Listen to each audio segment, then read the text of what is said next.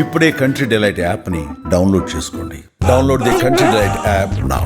ఓ మహిళ ఎంతో ఇష్టపడి కొనుక్కున్న కొత్త కారును ముందు నిమ్మకాయ మీద నుంచి నడిపించాలని అనుకుంది. కానీ ఆమె పడిన కంగారుకి ఆ కారే కింద పడి కొబ్బరికాయలా పగిలింది.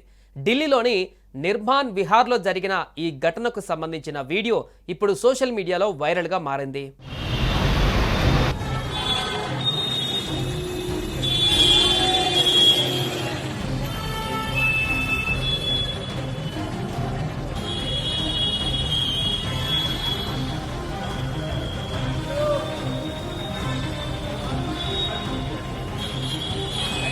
ఇరవై 29 మానీ పవర్ అనే యువతి ఎంతో కష్టపడి సంపాదించుకున్న డబ్బుతో తనకు ఎంతో ఇష్టమైన కొత్త మహీంద్రా థార్ని 27 లక్షలు పెట్టి కొనుక్కుంది.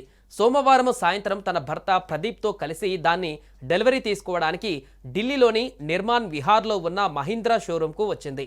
అయితే దాన్ని రోడ్డు ఎక్కించే ముందు షోరూంలోనే నిమ్మకాయలు తొక్కించి స్టార్ట్ చేయాలని అనుకుంది. టైర్ల కింద నిమ్మకాయలు పెట్టి కొత్త కారుని నడపబోయింది. దురదృష్టవశాత్తు ఆమె బ్రేక్కు బదులుగా యాక్సిలరేటర్ను బలంగా నొక్కింది.